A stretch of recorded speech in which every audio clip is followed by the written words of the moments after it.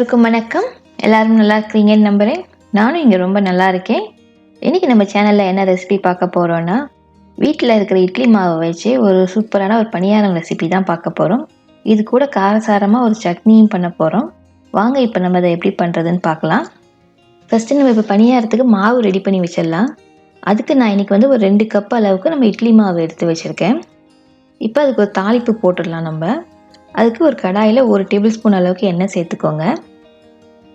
எண்ணெய் சூடானதுக்கப்புறம் 1 டீஸ்பூன் கடுகு சேர்த்துக்கோங்க. கடுகு பொரிஞ்சதுக்கப்புறம் இதில் 1 டேபிள் ஸ்பூன் அளவுக்கு உளுந்து சேர்த்துக்கோங்க. அப்புறம் ஒரு 1/2 டீஸ்பூன் அளவுக்கு பெருங்காயம் சேர்த்துக்கோங்க.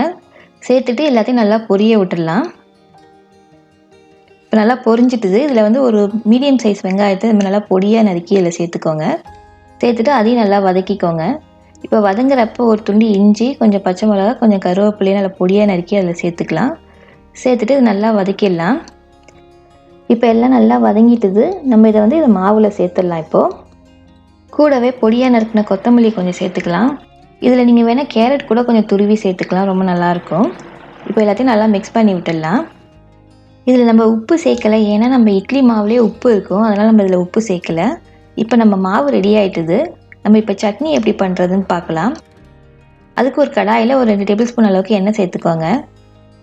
இப்போ எண்ணெய் சூடானதுக்கப்புறம் அதில் 5லேருந்து ஒரு 6 காஞ்ச மிளகாய் சேர்த்துக்கோங்க. உங்கள் காரத்துக்கு தகுந்த மாதிரி சேர்த்துக்கோங்க. இதை நல்லா கருவை விடாமல் வறுத்து எடுத்துக்கலாம். இப்போ நல்லா வறுப்பட்டுட்டுது. நம்ம இதை எடுத்து ஒரு பிளேட்டில் ட்ரான்ஸ்ஃபர் பண்ணி வச்சிடலாம். இப்போ அதே கடாயில் நம்ம வெங்காயம் சேர்த்துக்க போகிறோம். நான் இன்றைக்கி ஒரு பெரிய சைஸ் வெங்காயத்தை எடுத்து இந்த மாதிரி பொடியாக கட் பண்ணியிருக்கேன். ரொம்ப சின்னதாக கட் பண்ண வேணாம், கொஞ்சம் ஓரளவுக்கு கட் பண்ணிக்கோங்க. இப்போ நல்லா வதக்கிக்கோங்க. இந்த மாதிரி வர ஸ்டேஜில் தான் நம்ம தக்காளி போடணும். நான் இன்றைக்கி 2 தக்காளி இதில் சேர்த்துக்கிறேன். நீங்கள் புளி போட்டு பண்ணுறதா இருந்தால் தக்காளியை கொஞ்சம் குறைச்சிக்கோங்க. நான் புளி சேர்க்கலை, தக்காளியில் இருக்க புளிப்பே போதும்னு. இப்போ நம்ம கார சட்னிக்கு தேவையான அளவுக்கு உப்பு சேர்த்துக்கலாம். நான் ஒரு 2 டீஸ்பூன் அளவுக்கு உப்பு சேர்த்துருக்கேன். சேர்த்துட்டு இது நல்லா வதக்கிக்கோங்க. தக்காளியை ரொம்ப குக் பண்ண வேணாம், இந்த தோல் மட்டும் மேலே பிரிஞ்சு வர மாதிரி இருக்குது பாருங்கள், அது அளவுக்கு வதக்கிக்கிட்டால் போதும். இப்போ நல்லா வதங்கிட்டுது. நம்ம இப்போ ஸ்டவ்வை ஆஃப் பண்ணிவிடுங்க. ஆஃப் பண்ணிவிட்டு இதில் ஒரு 4 பல் பூண்டு மட்டும் சேர்த்துக்கோங்க. சேர்த்துட்டு மிக்ஸ் பண்ணி விட்டுடுங்க. அந்த சூட்லேயே அது லேசாக வெந்துடும். இது நல்லா ஆற விட்டுட்டு நம்ம சட்னி அரைச்சி எடுத்துக்கலாம். இப்போ நல்லா ஆறிட்டுது. நம்ம சட்னி அரைச்சிடலாம். அதுக்கு ஒரு மிக்ஸி ஜாரில் நம்ம வறுத்து வச்சுருக்க மிளகாயை ஃபஸ்ட்டு சேர்த்துக்கோங்க. அதுக்கப்புறம் இந்த தக்காளி, வெங்காயம், பூண்டு இருக்கு இல்லையா, அதையும் அதில் சேர்த்துக்கலாம். சேர்த்துட்டு இதை நல்லா அரைச்சி எடுத்துகிட்டு வந்துடுங்க. நம்ம சட்னி இப்போ ரெடி ஆகிட்டுது. இதுக்கு ஒரு தாளிப்பு நம்ம தாளித்து சேர்த்துடலாம். அப்போ இன்னும் நல்லா டேஸ்ட்டாக இருக்கும். அதுக்கு ஒரு கடாயில் ஒரு 2 டேபிள் ஸ்பூன் அளவுக்கு நல்லெண்ணெய் சேர்த்துக்கோங்க. நல்லெண்ணெய் சூடானதுக்கப்புறம் 1 டீஸ்பூன் கடுகு சேர்த்துக்கோங்க. கூடவே 1 டீஸ்பூன் உளுந்து சேர்த்துக்கோங்க. அப்புறம் ஒரு 1/2 டீஸ்பூன் பெருங்காயம் சேர்த்துக்கோங்க. சேர்த்துட்டு இது நல்லா பொரிய விட்டுடுங்க. இப்போ நல்லா பொரிஞ்சிட்டுது. இதில் கொஞ்சோண்டு கருவேப்பிலை சேர்த்துக்கலாம். சேர்த்துட்டு ஸ்டவ்வை ஆஃப் பண்ணிவிடுங்க. இதுவும் நல்லா பொரியட்டும். பொரிஞ்சதுக்கப்புறம் நம்ம சட்னியில் அதை சேர்த்துடலாம். நம்மளோட காரசாரமான சட்னி ரெடி ஆகிட்டுது. இப்போ நம்ம பணியாரம் பண்ண ஆரம்பிச்சிடலாம்.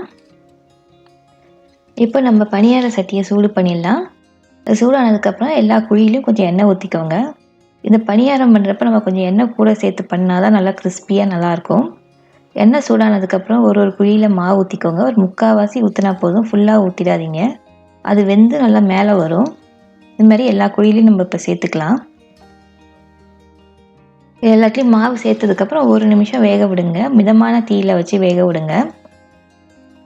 இப்போ நல்லா வெந்துட்டுது. இதை நம்ம திருப்பி போடணும். ஏன்னா திருப்பி போடுறப்ப மேலே மாவு கொஞ்சம் வேகாமல் இருக்கிறப்பே திருப்பி போடுங்க. அப்போ தான் நல்லா உருண்டையாக உப்பி வரும். அது இந்த மாதிரி ஒரு குச்சியை வச்சு ஈஸியாக நம்ம இப்படி திருப்பி விட்டுடலாம்.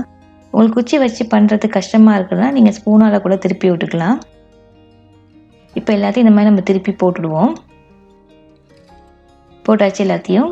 இப்போ மேலே கொஞ்சோண்டு எண்ணெய் சேர்த்துக்கோங்க. இன்னும் கொஞ்சம் கிறிஸ்பியாக வரும். அப்போ தான் சேர்த்துட்டு இதையும் இன்னும் ஒரு நிமிஷம் மாதிரி வேக விடுங்க. இப்போ நம்மளோட பணியாரம் எல்லாம் ரெடி ஆகிட்டுது. பாருங்கள் நல்லா குண்டாக எப்படி வந்திருக்குது பணியாரம். இப்போ இதை ஒரு பிளேட்டுக்கு நம்ம ட்ரான்ஸ்ஃபர் பண்ணிடலாம். இப்போ பாருங்கள் நம்மளோட பணியாரம் நல்லா கிறிஸ்பியாக நல்லா ரவுண்டாக வந்திருக்குது பாருங்கள். இதேமாரி பாக்கி இருக்கிறதே நம்ம பண்ணி எடுத்துக்கலாம். நம்ம வீட்டில் இட்லி மாவு இருந்தால் பசங்களுக்கு இட்லி தோசைன்னு பண்ணுறதுக்கு பதில் இந்த மாதிரி பண்ணி கொடுத்தீங்கன்னா நல்லா சாப்பிடுவாங்க. இந்த ரெசிபியை நீங்கள் வீட்டில் ட்ரை பண்ணி பாருங்கள். ட்ரை பண்ணி பார்த்துட்டு எப்படி வந்துன்னு கமெண்ட்டில் உங்களோட ஃபீட்பேக்கை கொடுங்க. இந்த வீடியோ பிடிச்சிருந்தா உங்கள் ஃப்ரெண்ட்ஸ் அண்ட் ஃபேமிலி கூட ஷேர் பண்ணுங்கள். இந்த வீடியோவுக்கு ஒரு லைக் போடுங்க. என் சேனலுக்கு இன்னும் சப்ஸ்கிரைப் பண்ணாதவங்க சப்ஸ்கிரைப் பண்ணிக்கோங்க. கூட இருக்க பெல் பட்டனையும் ப்ரெஸ் பண்ணிக்கோங்க. வாங்க நம்ம இன்னையோட குரல் என்னன்னு பார்த்துடலாம். அழுக்காறு அவ வெகுளி இன்னாச்சொல் நான்கும் இழுக்கா இயன்ற தரும். அதாவது பல்லாக்கை சுமப்பவனும் அதன் மேலிருந்து ஊர்ந்து செல்வனும் ஆகிய அவர்களிடையே அறத்தின் பயன் இது என்று கூற வேண்டாம் என்பது அந்த குறளோட பொருள். மீண்டும் இன்னொரு இன்ட்ரெஸ்டிங்கான ரெசிபியுடன் இன்னொரு குறளுடன் உங்களை சந்திக்கிறேன். நன்றி, வணக்கம்.